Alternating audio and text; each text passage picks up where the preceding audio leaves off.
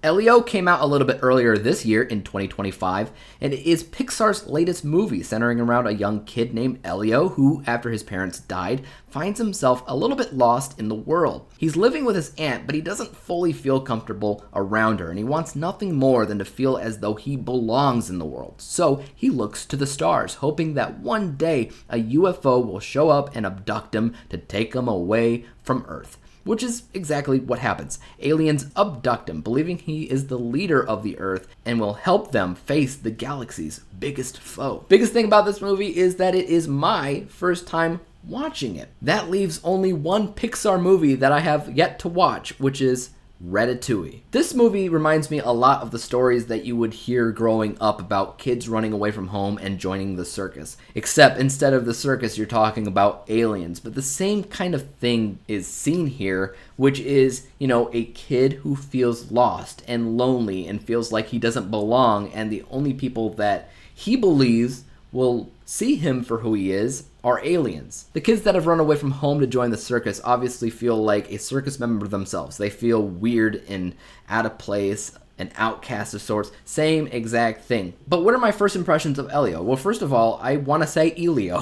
I don't know why, it just feels more natural for me to say Elio for a movie called this, but it is Elio. But the biggest thing I would say is that over the years, Pixar has come out with movies for a lot of different target audiences, especially when it comes down to age ranges. I'd say a majority of the films that I have seen seem to be targeted for kids that are around maybe 10 to 15 years old. And then you have movies that are geared for a much younger audience, something like 5 to 7 years old with like The Good Dinosaur. And then there's Elio. It's somewhere in between. I would say it's somewhere around, if you saw Luca, that age range. And I would say that's probably about 8 to 10 years old. That's the target audience that I feel like would benefit the most from Elio. That's not to say that the film is good or bad. It's just you should know what you're getting into when you press play, especially if you're a parent. So anyways, there are things that I like about the movie, as well as things that I don't really. So let's talk about those positives. First and foremost, this is an alien story. I love a good alien story. I'm a sucker for all the different alien films that I saw as a kid growing up, so this would fit right into that. I wish that I saw this movie when I was a kid. It would have been so much more impactful for me at that stage in life. I think that utilizing sci-fi and an alien narrative is a really good foundation for what the movie is going for when it comes down to its messages or morals of the story, when it comes down to creativity, to feeling accepted, to the magic and the awe of our youth, right? I would almost say that Steven Spielberg's E.T. probably served at least a little bit as inspiration for Elio. But Pixar, like I said, is really, really good at moral of the story. A lot of times, Pixar reuses the same moral of the story over and over again because a lot of times messages don't have an expiration date, it's just tell the same story a different way. Maybe it'll reach a different crowd. In this movie specifically, it's really about the importance of family. It's about the importance of accepting who you are. It's about not trying to change for anybody else's benefit. Be true to yourself. Because at that point, you won't be struggling so much to find a sense of belonging. Because that's what this movie is about. It's about the sense of belonging. Elio feels like he doesn't belong anywhere. His parents have died, though I'm not entirely sure how they died. They just died.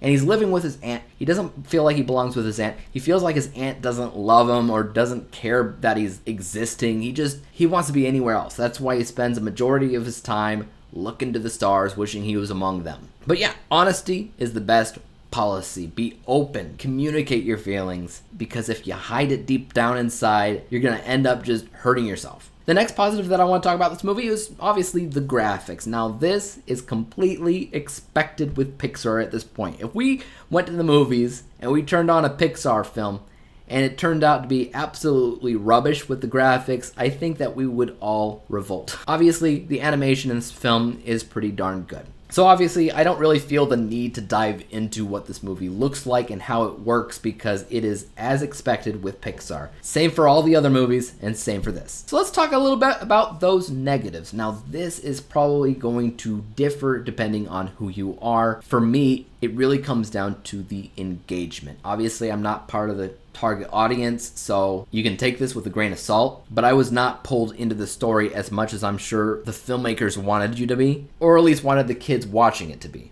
I am not a kid, so The story is fair. Again, the performances are fair. Nothing specifically feels wrong on a technical level. But because the target audience does seem geared much more for 8 to 10-year-olds, I wasn't really that interested or invested in the narrative. The moral of the story, fantastic stuff. Like I said, I'm not going to say it wasn't, but it's only really effective, again, for the target audience. At the end of the day, that's really the only negative that I have for this film. It's not really trying to gain any kind of awards, I don't think. So you kind of have to accept it as it is. And I do. It's just not a movie that I care to see multiple times. So the real question is, what do I rate the movie? You might be surprised at this because I'm not giving it a standing ovation or anything, but I do think that it was adequately put together. I think that a lot of kids will get something out of it that I just couldn't, and I have to give it mad props for that specifically. My score for this film is 76 out of 100 possible stars. That is a B letter grade on my letter grading system. I might not revisit this, but I could see my kids watching it